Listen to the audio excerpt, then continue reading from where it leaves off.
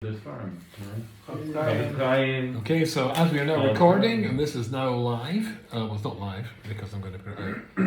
The quality of just the iPhone recording is much better than the Zoom. The Zoom was a mess last week. Anyways, I hope this is all working well. So, this shir is dedicated for the yortzeit of the holy, extremely holy, an absolute genius, the Ben Ish Chai. He was a Chaim of Baghdad, and I think he wrote over, was it 100, 200 books, something like that? Remarkable. Many books. Yeah. Jonathan Rietti, an old friend of mine from Gateshead, he's a direct descendant of Ben Ish Chai. Although I tend to suspect that every Sephardi claims to a direct descendant, like every Chassid is a direct descendant of the Baal Shem Tov, and every Litvak is a direct descendant of Vilna Gaon, I'm sure.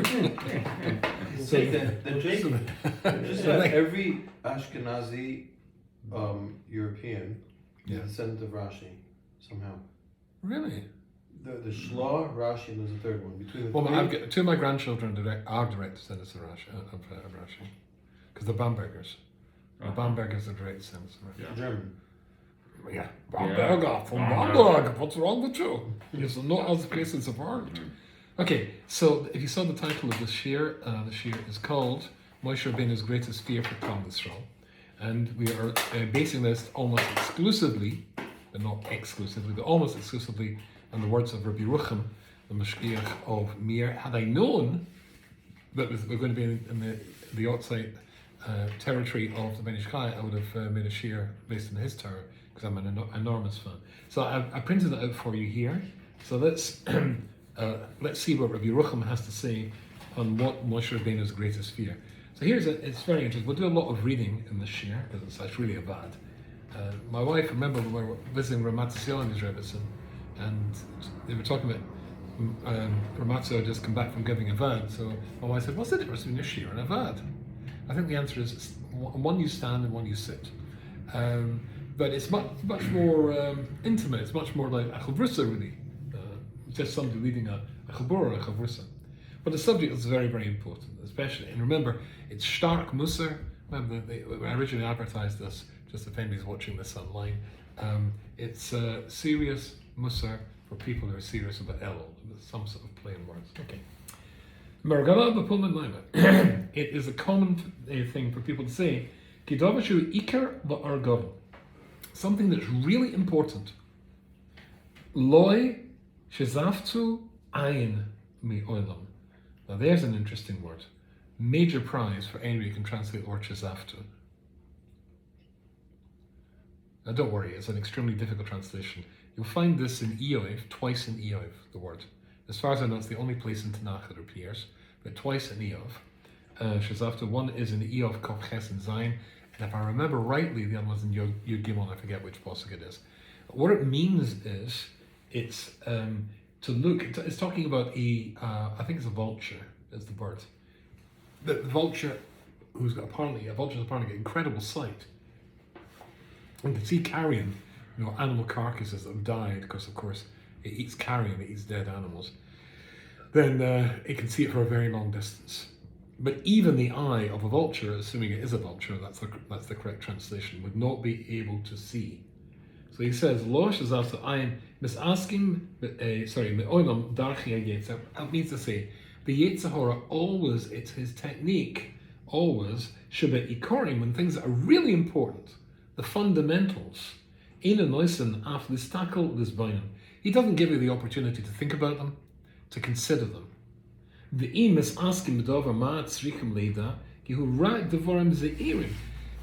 if he gives you a couple of snippets of it so that you fool yourself into thinking that you have actually come to terms with the topic, you should know that's not the real deal. They're the smallest bit. It's only the crumbs from the table, as it were. Something which is so much bigger than you. He doesn't want you to look at the big picture, to see the most important things, which is a very scary thought. In other words, you're going to learn the peripheral stuff, but not the ikar. Imagine that in any other aspect of your life. You teach somebody just the the silly basic stuff, but the really important stuff, right? You're an electrician, right? Teach them the wires are made of plastic, but don't touch that copper stuff. If you touch that when it's plugged in, you'll die. Miss that bit out. It's ridiculous. And we have an electrician here, so I thought I'd throw in an electrical metaphor to make you feel happy, and I want you. I'm very happy. So that you feel a feeling of belonging. Excellent. There was confusion about the start time. 8:30. Oh, you're just late. I texted you. I said I was going to be late. Oh, I say I switched off the thing because I'm filming. Sit down. I know you're filming. Have some sushi. I am going to sushi. Go, where's the restroom? Right, but you can eat it on the table. But if you want to take it to the, I do want to take it to the restroom, but for a second. Go I upstairs. have how you sushi. It's okay, very excited. Oh, okay, fine. No judgment. It's Ellul. I'm not. No, I'm not judging. Yeah, wait for Roshan. That's the. You go up the stairs, turn left. Thank you. Then 60 yards, turn right. Another left. You'll find the butler. Feel the electricity in it. Okay, so he says, but the real thing, I'll have to summarize this in a second for our dear friend Yuri just came. Yes, I got down, but the big things, Eina Maniach Klal B'Klal, that we don't get to the Ikar at all. Sham Hu Maniach is called Yodai. Sham Hu Maniach is called Yodai V'Rak Etzim. All he gives you is an Etzim. That's Atzomus. And he puts it in Yiddish, a bendel, a bone. He throws you a bone. He throws a little bone. For you can work on the crumbs or the bone for 70 years. In other words, your entire life. He wants you to focus on the stuff that's the irrelevant stuff, the cream and the cake, but ignore the cake. In this year, says Rabbi Yerucham, I want to focus on something that is very ikardik, if there is such a phrase. Something which is absolutely fundamental. Something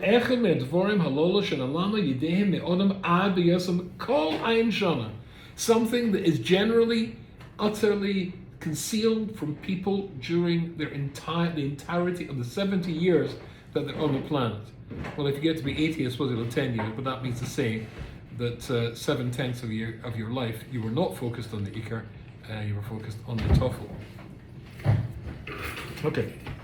So, for Yuri who just came, and for anybody who might be watching this live, what we just said was that the Sultan keeps you away from the important stuff and just lets you play with the crumbs. Okay. He says, and if you look at this from a historical perspective, then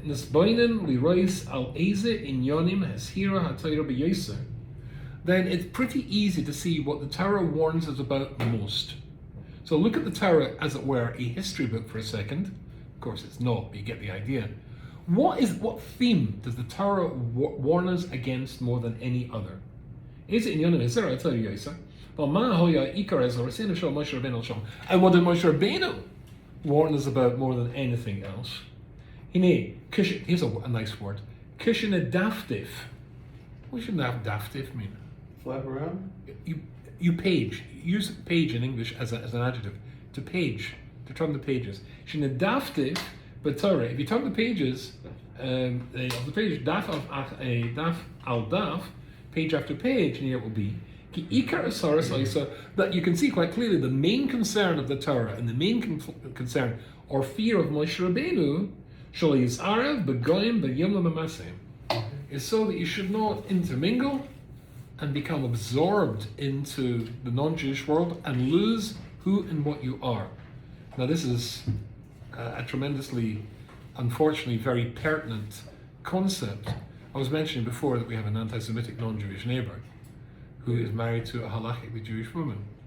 Her maternal grandmother is Jewish. And it's a very sad thought that somebody who marries out is running a very real risk that he'll have children, and if not children, then certainly grandchildren, who will be big anti-Semites. So you see that society welcomes you in and absorbs Jews and makes the Jews into the biggest anti-Semites. I'm afraid that today's America, you can see plenty of examples of that. I wrote about this in my last piece in the Jewish press, and I see that the wonderful Melanie Phillips, who writes for the Times, also wrote about this, and then somebody else wrote about this. But what can I do? Plagiarism is the greatest form of flattery. Okay. Therefore, if you look at it historically, you'll see this one. Whereas what the Torah is worried about, it's worried about intermingling and losing your Jewish perspective and having that be replaced and superseded by a non-Jewish perspective. Now, the next paragraph is just example after example. Let's read a few to get into it. You'll see. Oh, sorry, you don't have one. He's busy. Is that right? You can pass these down to my friend at the end of the table. Funny. Taken, Beretz Moshe Har Sinai. For example, when Moshe immediately came from Har Sinai, Hisser Oisami immediately turns around and says, Shmois Kaf Gimel, Loi Tikras Lahem Lahem Bris. Don't make any covenants, don't make any peace treaties, don't make any deals with non-Jewish people. Loi Yashem Artzecha, Pen Yachti Oiskali, and don't let them come and corrupt you in your land. It's really lost to me. As you can see here, this whole paragraph is just example after example after example after example from the Torah on the exact same theme. Rabbi Yosef, therefore, missed that paragraph out. And we go down a little bit further. Rabbi Yosef Mansina should be safe Harabim Shana. And when you look at the Torah, at the end of the Torah, so that's the parshas we're looking at now. At the end of the Torah,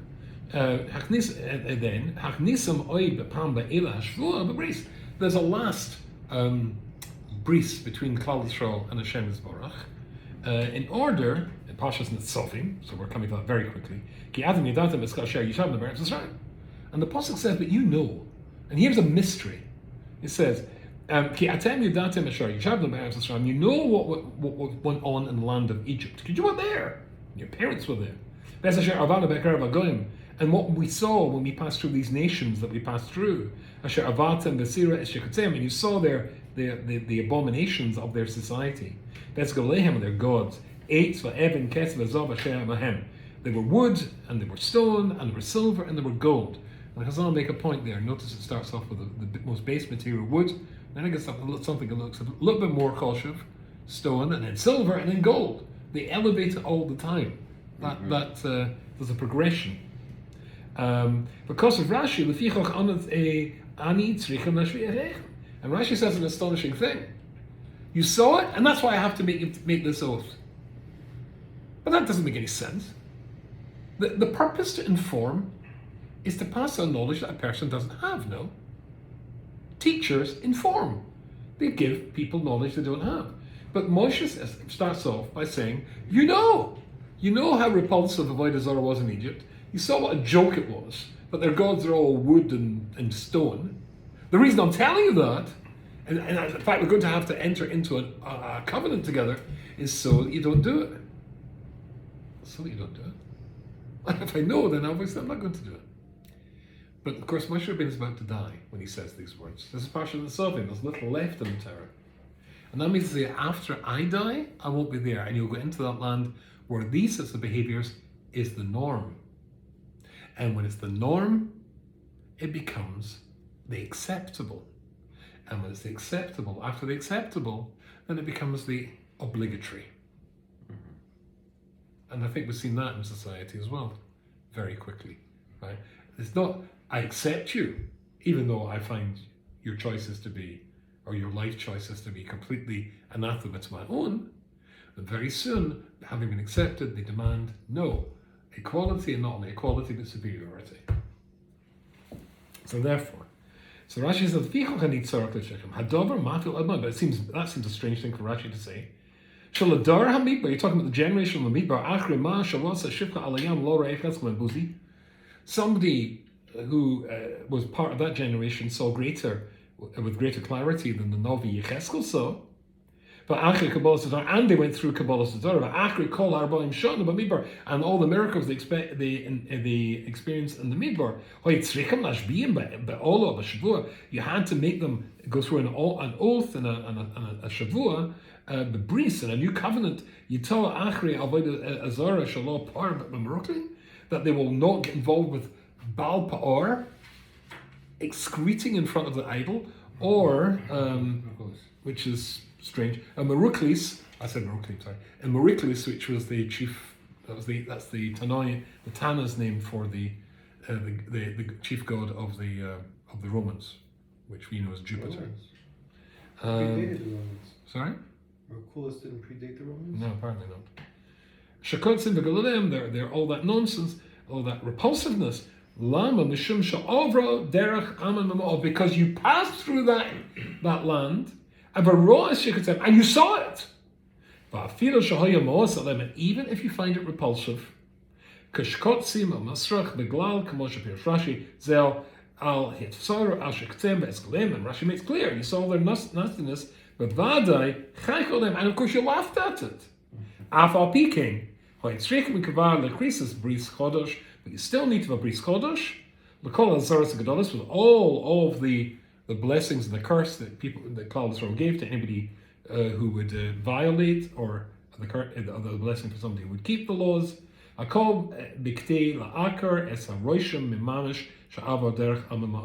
take away the roshim, the effect of being in that or passing through that non-Jewish environment that it's going to have on you. It has an effect. If you see something, it has an effect on you. So far, so good, yes? Let's go a little bit further. Hine roim ona sheikar hapachad shepachad Torah, if you say a Torah thing, he rak me'asviva asher chutz aloi. So Moshe Rabbeinu's concern, the Torah's concern, is the sviva that is going to be, the sviva which is external, the ideas which are external and alien to the Torah. That's what the Torah is most afraid of. And that's why there's such an abundance and such a repeating of warning after warning after warning. Because then is Baraloni is Said Hagor Zam. Now he tells you something which is, now we're going to move into big territory. That's all really, I think, basic Musa. I mean, it's not. I'm not saying anything so far which you don't already know or you haven't heard 100 times before. But what you're about to hear is going to be completely new, and I think this is so incredibly exciting. Because then is Baraloni is Said Hagor Zam. From this we can see and come to understand a fundamental idea explained by the Vilna Gaon, that he said there are two types of Yetzirah. Yetzirah shebifnim, the Yetzirah shebechutz. An internal Yetzirah and an external Yetzirah. It sounds like the before the Eitzadah situation. Yeah. I see a parallel there. I see an echo there. But here they're both in the world. The shadow of that is that before Eitzadah, it's not here. So how could you do something which you need the Yetzirah to do? But that's the difference here. V'lo yadati, now says Reb Yerucham, v'lo yadati me'ana me'ein ha'makar elazeh. And I always wondered, where did he get that from? I mean, the idea is very exciting, as we'll see in a second, but where did he get it from? He says, well, he doesn't quite say duh, but the answer is, I suppose, in modern terminology, we could say duh. He says, "Ba'al pi had says the Moreno, and he called her and he molim azay." But he said I was silly. What we just saw was the Torah is full of the fact that such a thing as an internal Yetzirah and an external Yetzirah. Because we just saw a list, that's the first paragraph at the top of the page here, which is warning after warning after warning about what's outside an external Yetzirah. But we're going to go deeply into this idea. It's a very exciting idea. V'zehu inyan shel, and yours is, I noticed I cut it off, it should say the two in English, the two Yetzirahs, it's just to keep you on the track. I thought that was a Z. Yeah, it looks like that, doesn't it? And V'zehu inyan shel, is arba begoin beyond the mess. That's exactly and precisely what it means when the Torah is telling us not to go and intermingle and be swallowed up by non-Jewish values in non-Jewish society. Well, why is it so? Well, you've got to know that is the absolute power of this external Yitzhar, which is going to go into now in depth. So, because you get photocopies of my page, you'll see my little hands. Mm-hmm. So, this is, I now have a chronological version. You must have seen these in the old Shulchan Aruch. Yes. With a hand. And the cuff goes like this. It goes jig, jig, jig, zigzaggy. Because, of course, in the 15th century, or the 16th century, people wore ruffs. So that's what the printer has done, right? So I used to do that, but this is my modern version, right? So if you see, I now know that this is one of the books that I bought recently, even though I had them before, but I didn't bring it across the Atlantic. So it's my notes, that's from a modern version. So it's a hand, that is very important. Meaning, Habari is bara, Chabara hanefesh, Hashem is bara creates the soul. But Yoda Yisod Kol HaMachlos, and he knows, because he created it, what's going to kill it, what's dangerous to it. And the Yoda Shal Yisod Zeh Shal Yitzhar Mechutz, Ein Shem Terufa Im Lo Livrach Memenu. This concept of an external Yetzirah, the one that we've been talking about, to be affected by outside influences and outside societal values, the only solution is to run away from it. Let's see if I can see you've furrowing of the brow at the bottom of the table. I'm just going to give you the Israeli for a second. Hold on. So that's why the Torah goes into such length and so comprehensively repeating. The Gam Moshe Rabbeinu Lashon Pachim is in. That's why Moshe Rabbeinu is scared, because the only thing, the only thing that can really throw Klal Yisroel off balance, Rak Yetzirah Shel Bechutz, the Yetzirah of Bechutz. Now we get to the deep stuff, right? And I think this is absolutely astonishing. Listen to this. Lam Hukach. Why should it possibly be that something which is outside is so powerful? A sviva, an environment from outside, is far more powerful than any individual Yetzirah you're going to see. And I missed that, I think, in the previous page. He says, and the Torah only talks once about an internal Yetzirah that broke out, and that was by, where is this? When they did this with the Midianite woman. He said that was easily cured, but this is not easily cured. What's he talking about outside versus inside? You're talking about your thoughts versus... No, he's talking about societal temptations. Versus your inner thoughts. Yeah, inner thoughts, right. Inner thoughts. So let's see. But he's going to give the why that's an interesting insight into the psychology of why it works. Go on. Okay. No, I think I understand why the outside fights the inner. Lavdil, it's like a Sheval Tasa Jew, right? Meaning, Sheval Tasa Jew means that I can keep Shabbos, I can sit in my room and I can do nothing all day. I can keep Shabbos, I'm not turning on any lights, I'm sitting and sleeping, right? So I can fight my inner Yetzirah by blocking myself off from society. But I'm not really fighting my Yetzirah, because, internally. Yeah. But the second I walk outside that door, as my mashgiach used to say, the first look is always Bekias, the second look is Ve'iyah when you get on the bus. Yeah. That's when you really have to fight, because you, in your mind, you can fight as much as you want.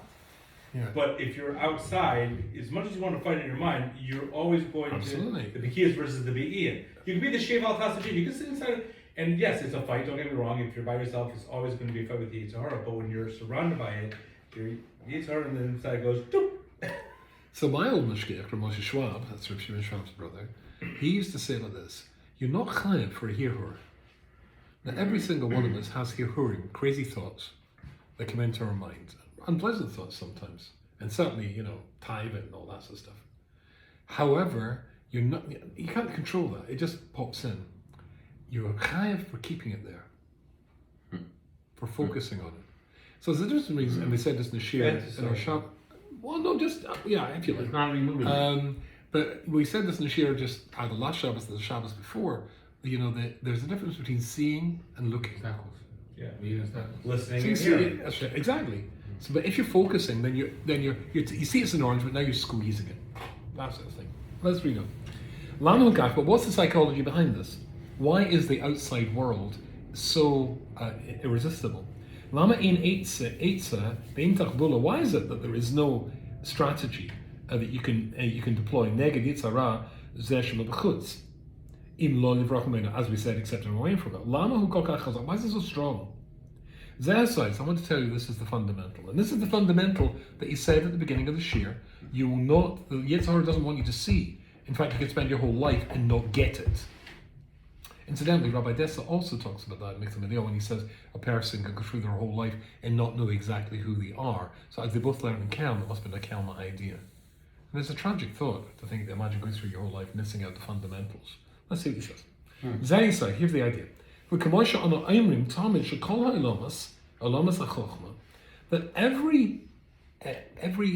the alamas of Chochmah, all the different disciplines of wisdom, Ketzel Neshav Kalapi Olam HaMaisa, are irrelevant in comparison and contrast to when something is real. In other words, the difference between theory and reality. You can theorize about everything, but once it becomes real, then you're toast. So Rabbi Dessler, I said it was almost exclusively Rabbi Yerucham, but Rabbi Dessler in, wrong one, in page 54 in Chelik Beis, and he says the following, 56 in Chelik Beis, interesting thing. Sapro li maisa oidus echad me makruvim shel gedoyli bali Moshe. As a story told about a Talmud of one of the great Bali Moshe. So a disciple, an apprentice, Bali Moshe, who esek b'limed amidas. He decided, and some people do, I remember in Gates of the Yeshiva, there was a person, I know to this day, he was very brilliant. He spent 2 weeks in one of the shir rooms just trying to work on and Groma, the halachas of Groma, to really get the concept of Groma. So this fellow was working on to really get the concept of midas, how midas work. And again, from our Shabbos shir, that I pointed out, Yerucham Vital says that bad midas are much worse than any individual avera you do, because the avera is only the product, the child of the bad midah. Is that working? Okay, yeah, fine. Okay. Pam his boinen yofa be'inyan taiva. So he was considering at one point the idea of taiva. What does taiva mean? Now, let me just tell you what the Vilna Gaon says about taiva. When it says in the Shema, the Vilna Gaon in his parish Avnei Eliyahu says the following thing: koiches. There are gimel koiches. There are three dynamics in every human being. Taiva is chefetz, chemda, and taiva. How would you translate those words? Chefetz? Object. Sorry? Object. Desire. Desire. Mio is je chofetz desire. Chemda? Desire as well, I think. And taiva? Desire as well. But as we know, there are no such things as synonyms in Lashon HaKodesh. Each one has to have a different meaning. So That is a positive thing. sorry? Philosophical. All can be positive things. Everything can be positive. Remember, all medias are neutral. It's what you do with them. Evil emotion flow. Yeah, exactly. So, chefetz la'achila. What does chefetz refer to, says the Vilna Gaon? Chefetz is the word you would use properly in Hebrew. You would say I'm a taiva for a banana or taiva for a bar of chocolate. You would say I have a chefetz for a bar of chocolate. Okay? Chefetz la'achila. Chemda l'momen. I desire money. Right? So again, if we spoke Lashon HaKodesh properly, you say, I wish I'd won the lottery. I wouldn't say I have a taiva for winning the lottery. I would say I have a feeling. Comes more of a feeling, and is more like a desire for the object to get something. Chefetz la'achila, chemda l'momen, taiva liznus. And taiva, the word properly used, is in sexual things. Taiva is nus. And then he says, interesting. Taiva is only for one thing? Yeah. Huh. It's used as a general thing, but I'm saying if you're using Lashon HaKodesh properly, on each one, because there are no synonyms, so you can use it as the umbrella phrase, taiva. You know, we talk about our taivas and gaiva. Then that's apparently the whole of human psyche. But really, taiva really refers to sexual things. What would you use for gaiva? Taiva for gaiva, what would you use? Taiva for gaiva? Taiva for gaiva, yeah. No, you don't have a taiva for gaiva, because taiva is a physical thing. You've gaiva for gaiva. Who's the gaiva? Chemda for gaiva? Of course. Chemda for gaiva. No. Gaiva for gaiva. No, you're getting all mixed up here. Again, there are three things. Chefetz, chemda, betaiva. Chefetz is la'achila. Okay. Chemda is for money. Right? Taiva is for znus. Right, and he brings also this psukim. But listen to this. The taiva godel mina chemda, desire for sex is greater than desire for money. Right? But chemda godel mechefetz. And desire for money is greater than desire for food. For what? Food. Right. According to the Vilna Gaon. But don't we say that the desire for money you never ends, but the other two can get satisfied? I think that depends whether you're a member of Weight Watchers or not. No, Not you, I'm sorry. food you eat. Yeah, you yeah. eat, you Yeah, it's got you're physical. done. It's got physical cut. And then also Well, the sexual stuff. You Yeah, the have- same thing. no, That's the right. money you always want and want and want. Yeah, it's more of a guy. You're right. I mean, Rabbi Dessa certainly answers Muhammad. He says that gaiva is money is gaiva and it's got no end. But obviously, sexual things and gastronomical things have. Although the Romans, remember, had vomitariums. Right. Right, and they used to have big, the slaves would bring the buckets and they eat one course after the other. I don't think they enjoy And then they could themselves. eat. What? Did they enjoy themselves? I'd have to go back and ask them. I don't think. Don't know. Anyway, but Sil says, now therefore, this is a very interesting thing. It says, therefore, the most powerful human drive is taiva, and taiva is for Zeus. Right? Now again, I shouldn't really have said sex, because of course that can be a great thing. The Reb Yerucham wants it to be a great thing, but it has to be contained within the Dalal Amos of Loch and the border and stuff like that. But if it's out of control, it becomes the worst of all. We say that with everything. All of those Because things, others right? are- All No, but I'm saying of all of them, out of control, the worst is the sexual one. What's the Right. worst that can And- happen if you gorge yourself? You eat a lot, okay. But- Exactly. but- Okay, but- fine. So you just agree with them. Snus. The I Zeus. agree with you. Yeah, Yeah, the Zeus. No, it's not They'll be gorgeous. gone. No, with food it could be traphus, it could be a lot of Yeah, it can be. Yeah. Because once you start Yeah, getting, you look at these real, no, even today, it's even worse be today. death. Because you look at these people who are real foodies and they get into food, they get into this, it's a whole hustle Fortunes. of food, and but you gotta try this type of food and that type of food, and people travel There around is the a world. piglet. There is a piglet, a roast piglet, in a restaurant Spend a lot of money in on it. France, in Paris. Piglet, like Winnie the Pooh. Food. Yeah, piglet is a baby pig. Baby pig. And there is a restaurant. The first one was prepared for Napoleon Bonaparte by some master chef, and there's a book. They've only made something like, I don't know, 700. Limited. 700. And it'll cost you, the price of your house and my house and his house, etc., in order to get one. But some people have said, wow, you get your name there, I eat the pig. Yeah. But it's apparently a big deal. So you're right, it can become insane. But for the tava, you affect not only yourself, you're affecting a lot of things. Oh, yeah. A lot of people. That's why maybe. Yeah. It's the, But therefore, not so good. in the world of politics, therefore, and particularly in our world, when I used to teach in Shar Yoshev in the introductory program, you used to ask the boys, as every generation has its own type, as what would you say is the type of our generation? And it's funny, they never came to it. I think it's quite clear the sexual challenges of our time. And that's really a problem. That means we live in a generation with the greatest challenge, because it's the most powerful thing. So that's why when it comes to More time of the Greeks or the times of the Gemara, or it might have been also it might also have been the same then. It's cyclical. Cyclical, but there could be other things going on. New isms coming along that threaten us, like socialism, right? Klal Yisroel was threatened by socialism. It wasn't, obviously people were still doing appalling sexual things going on, but that wasn't the main threat. But there are times when it's, that's the main threat. I think this is the main threat today. Anyway, listen to what he says. So because it's accepted on a worldwide level versus just. so that takes us back to Reb Yerucham, but let me read you the story. So he went into it in great length, how does taiva work, how does it affect, and he really felt, as Rabbi Dessa says, he completely conquered and understood perfectly exactly how taiva works. And then he had a taiva. One of the taivas he'd been studying, and which he'd analysed and perfectly understood, and of course he gave into it. So therefore, just knowing something compared to the reality of the thing, it's not much, which takes us back to Reb Yerucham. Let's go back to Reb Yerucham, because we've still not got to the eco thing here. So he I'm says, indulging in my type of food right now. sorry? I'm just indulging in my type of food. Don't worry, as long as you're not the other two, we're very happy. Getzel Neshel Kalapi Oidam Amais. In contrast, in comparison to Maisa, mere theory as opposed to reality. If somebody theorizes, has it in their mind, as your word, fantasizes about something, as long as it's in their cop, it can be dealt with. But once it becomes a general condition, right? Then, like a habit. no, like let's take the Obsession. let's take the transgender thing, right? Just a couple of years ago, it was a joke, and now if you don't conform to it, you're losing your job. You're in deep trouble.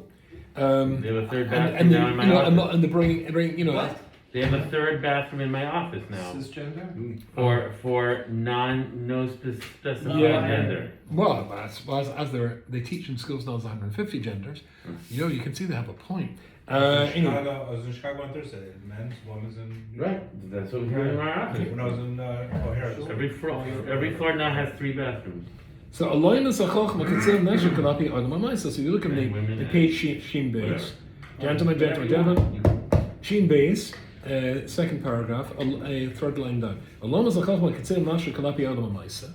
So therefore, when it's a reality, then compared to the taiva when it's just thought, is much worse. Then it becomes very, very powerful. The koyach of these things is when they are become deployed in society, when it becomes the norm. That's the idea. When it's the norm, when you're surrounded by it, but everybody's doing it, it becomes the norm. And if it becomes the norm, then the temptation is for you to do it as well. And when everybody's doing it, as the old song goes, everybody's doing it, etc., then it's very hard to say no. And suddenly everybody's a homosexual, and everybody wants a transgender, and everybody's like whatever the next thing is. Right? If you can strangle the baby at birth, there's hope. But once it's deployed in society, once the COVID virus is out, people are going to get COVID.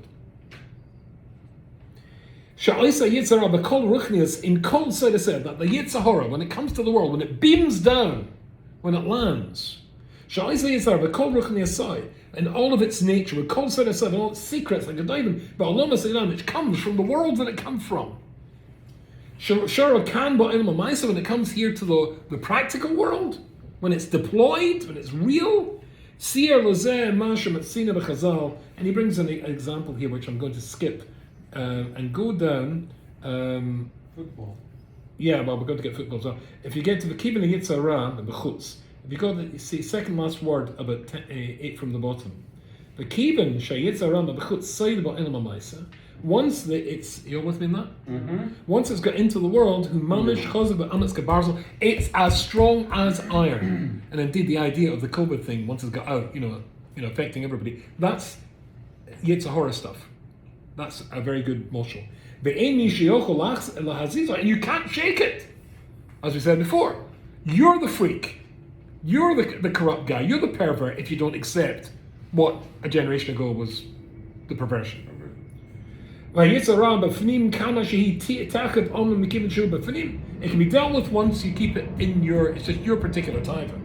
But Moshe, it's just a thought, it's just a theory. But here in your mind, before it becomes deployed, before the weapon's deployed, sof kol sof, then you're stuck. Then you can deal with it. Then you're stuck. Then you're really, and that's why that's what Torah says. You're going to go through. You saw all their horrible stuff that they did. In case you want to do it, but you just said it was nonsense. Yeah, but when you see it, when you realize that such a thing can be in the world, that's the big deal. This is the famous Ramban. The Ramban's favorite in the parsha that's Sovim as well. When it's in the posuk here, different ways to Rashi translates it totally different. When it says. When he says, when you hear all of the oath that we've talked about, you'll not intermingle with the non-Jewish people, but you've got this secret little deal going on in your own mind. It'll be okay. It'll be okay. I'll be okay. And I've met Jews like that who think they've got a personal deal going on with God. Of course it's wrong, but for me it's okay. I'll do whatever is in my heart. In order that the rova can, it's very hard to translate this. The rova means the wet. They say the water, the tamea can sate the thirst. Hard to translate. The Ramban says the rova refers to ordinary taivas. And once you've done all the ordinary taivas, then you got to the next thing to do more taivas. And eventually come to the tzmiya, something which is not a taiva at all. The Ramban's famous commentary, one of the most famous things he says here in Koftes and in Sovim Poshet Ches, it's possible for a person to generate a taiva for himself that's not a natural taiva. Hmm? What does that mean? Well, Not natural the means next it's not thing. natural Not in the natural. person, or it's not in the world. No, I've sent the word in your stuff. Isn't that taiva But you can bring it that's into the taiva world. means nus. So Yeah. what are we saying? What does that Within mean? us, there are parameters. Yeah, there are parameters in our world with Taras Mishpach, etc., and the traditional Jewish model of a man and a woman. But then a person can, go through, all the everything that is involved with that, and then look for new things with somebody else's wife. Mm. And then once you've done all of that with lots of different, I was dealing with, but it was a horrible story. I'm not going into the details because it's horrible. But I remember about 10 years ago of a guy originally from a city background, and he just went completely off the rails. He wanted to have sexual relations with everything that moved, What? female though, and had to be, and he was supposed to be married, and some idiot was trying to keep them married, and I wanted this woman to be divorced, so we're having a big fight. But this guy was just, he was living in Manhattan, yeah, where you can do, just it was. Just break down barriers until you're doing stuff, sexually doing stuff, which is, the Torah, forgive me, but the Torah. That's any addiction. You speak to any addiction specialist. That's part of the addiction. More. It's just the addiction is it's not enough. So first it's just man and woman, but no, man and woman is just not enough. So now I need man and woman, but now I need a different type of woman. And then I need an Asian then woman, the man. Now I need a fat, And then- it's skinny. Then I need Yeah, multiple. yeah. It's never going to be enough. Right. And then, okay, we ran out Right. of women. Now we have to go to maybe a man-woman type. and then children. But they say Okay. that also Yeah, about Sure, money, yeah. right? So that's what I'm saying. So it's never going to be enough, and it becomes more of a, as you said, creating That's right. new That's right. Looking into himself. the taboo. That's Taboo right. is what attracted him. But Yeah. we say That's exactly the Ramban And said. but now he cannot. That That's person the cannot Ramban be said. satisfied with. That's drugs. right. So take even like a drug addict, for example, or an alcoholic. You can maybe get a little drunk on this, but an alcoholic has been drinking for 10 years. This It's nothing. will just keep him from. This is not alcohol. I didn't go into your. Yeah, no, gallons. Sherry. No, but I'm worrying about you. We'll go for a whole thing. But they also say that about money. The person wants to make a Exactly. million, 20, 50 It's million. all- In order to be just as happy, he has to make now double. To Guys, get we're to only- the same thing, right? We say 2 million, and then after 2 million, Yeah, it's 4 but million. that's Gaiva. But let's not go there. Right. But let's go a little bit further because you got to hear this is absolutely Right, fabulous. that's nuts. So let's look at what he says here. But he gamba darena on it. Now this bit you're going to smile, but then just take it from his models, which he's a very frum rabbi, he's a great tzaddik, but just I can't resist. It's in the shop. It's the rep has been. I can't resist reading it to you anyway. Hine gamba darena.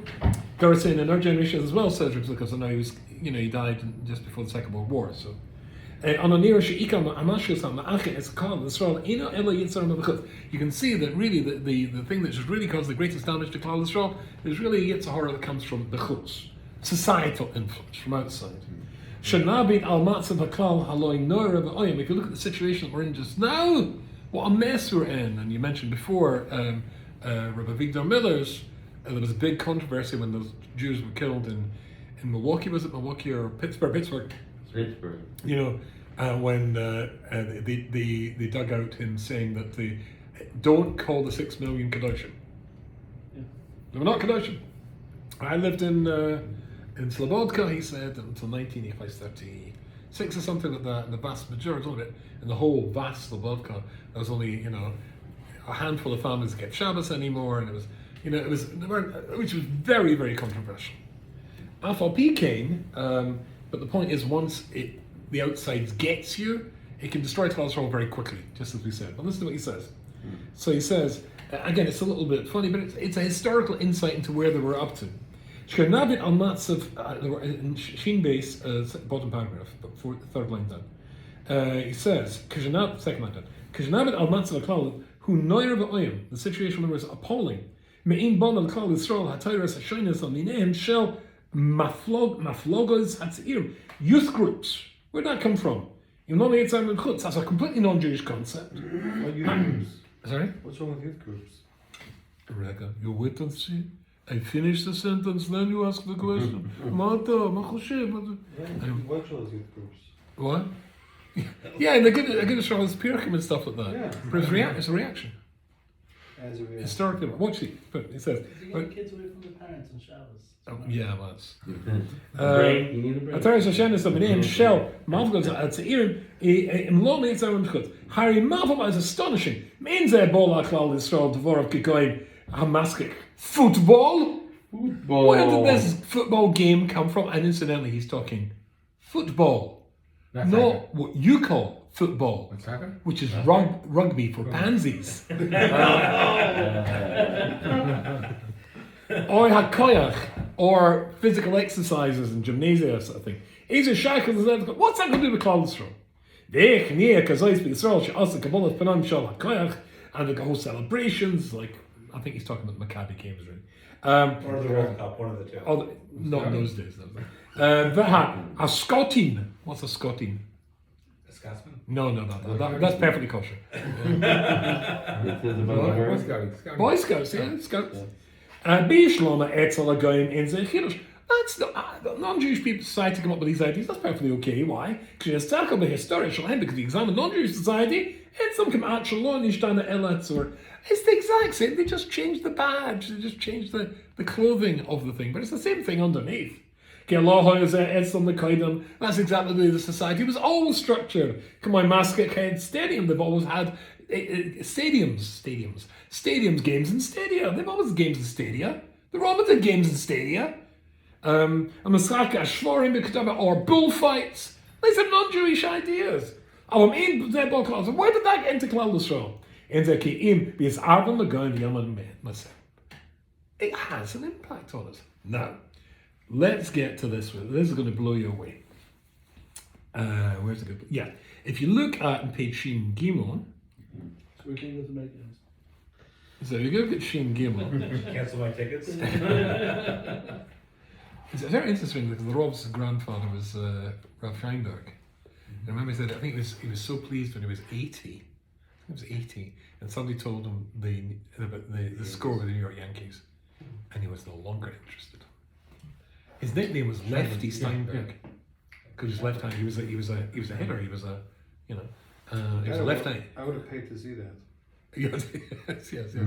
No, but is he saying that it's also for kids to enjoy? No, I don't think so. No, of course it's not. He's saying, but if it turns into a movement, Right. when it turns into a shkoff, then it becomes a problem. Rav Steinberg was from New York. Yeah. Rav Finkel was from Chicago. Chicago. And there was a third one, Rav Shiner was from Yeah, Pittsburgh, Pittsburgh, maybe. yeah. And they used to pull each other, Cubs, Pirates, and Yankees. Oh, really? Yeah. I can believe that.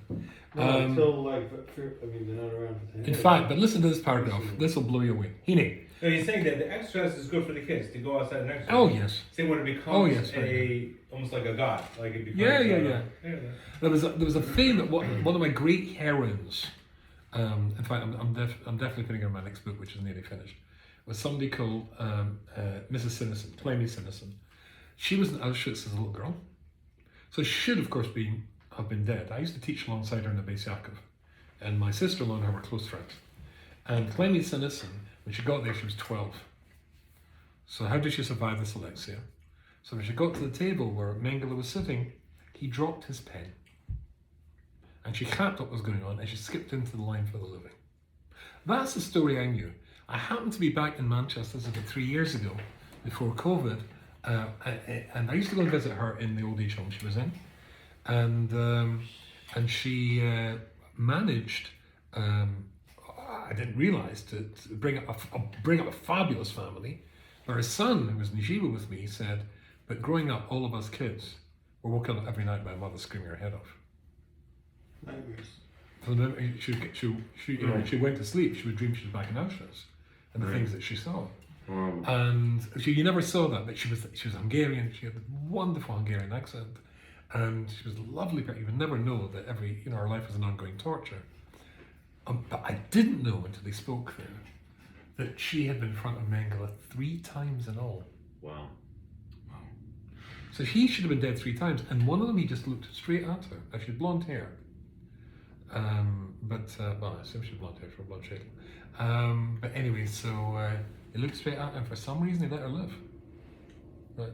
Amazing. Now her husband, he was a yicker, Mr. Sinnison. I've got the book of his father's story downstairs. Remarkable people.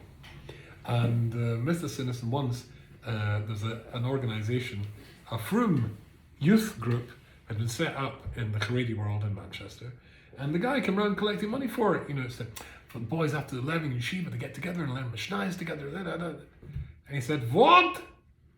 If you want to collect money so the boys can kick a football, come and ask me, I'll give you money. And threw the guy out. Right? Because after a hard day's learning, kids need to relax. That's all right, we're not talking about it. But we're talking about turning the whole thing. But listen to this, and we're nearly finished. If we're really being honest with ourselves, if everything I've said is true, he says, with an absolute, uncompromising perspective of self-analysis, which we want to be true,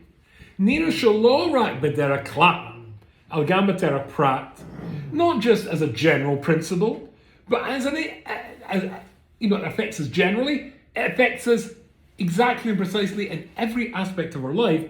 But through our sins,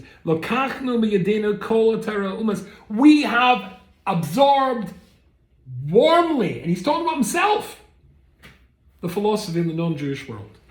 Now, they didn't used to have bold print, so in the print of those days, they want to emphasize something, they double-spaced it. Ein bona af ever echad atzmoi. There's not one aspect of Klal Yisroel which has not been affected and corrupted by the non-Jewish world. More.